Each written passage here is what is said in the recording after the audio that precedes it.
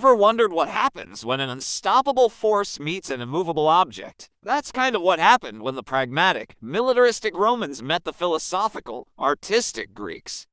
Spoiler alert, the force was a bit more unstoppable. Let's dive into the dramatic story of how Rome conquered Greece. For centuries, Greece was the center of the Western world. Think of Athens with its democracy, Sparta with its warriors, and Alexander the Great conquering half the known world. But by the 3rd century BC, the once mighty Greek world was fractured.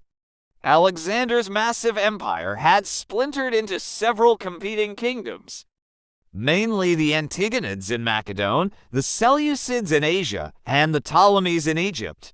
They were powerful, but they were also constantly fighting each other. Meanwhile, to the west, a new power was rising, Rome, after winning the Punic Wars against Carthage.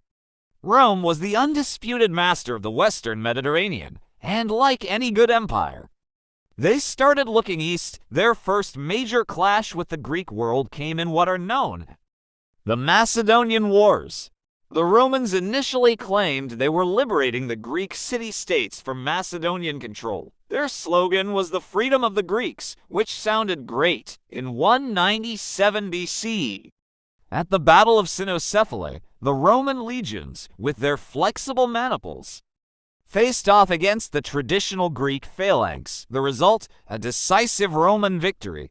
The phalanx, so dominant for centuries, proved too rigid against Rome's adaptable tactics. The Romans declared the Greek cities free, and for a moment, it seemed like they were heroes. But freedom Roman style came with strings attached. Rome expected loyalty and tribute. They started intervening more and more in Greek affairs, acting less like liberators and more like overlords.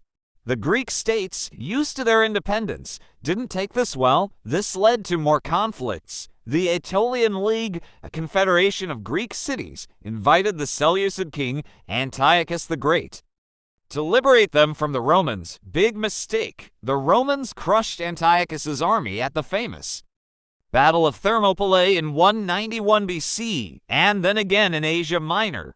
The final nail in the coffin for Greek independence came in 146 BC. It was a brutal year. The Achaean League, another Greek confederation, rose up in a final, desperate rebellion.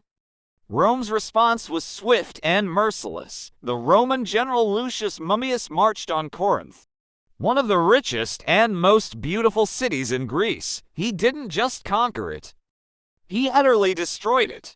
The city was sacked, its treasures were looted and shipped to Rome, its buildings were burned to the ground, and its male citizens were killed, while the women and children were sold into slavery.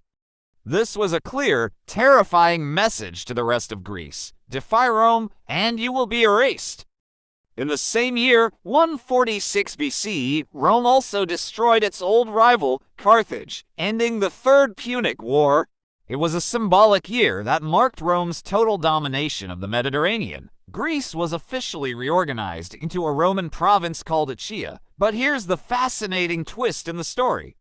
While Rome conquered Greece militarily, you could say Greece conquered Rome culturally. The Romans were in awe of Greek art, literature, philosophy, and architecture. Wealthy Romans hired Greek tutors for their children, Greek doctors, and Greek artists. They copied Greek statues and translated Greek plays. The poet Horace famously wrote, "Captive Greece took its brutish conqueror captive." Roman culture became a fusion of its own pragmatic traditions and the sophisticated Hellenistic world it had subdued. So, the Roman conquest wasn't just a simple story of military victory. It was a complex collision of two worlds that ended with the political death of one, but resulted in a cultural synthesis that would shape Western civilization for the next 2,000 years. The legacy of both Rome and Greece lived on, intertwined, creating the foundations of the world we know today. Thanks for watching. If you found this journey back in time interesting, don't forget to hit that like button, subscribe, and ring the bell for more deep dives into history. See you next time.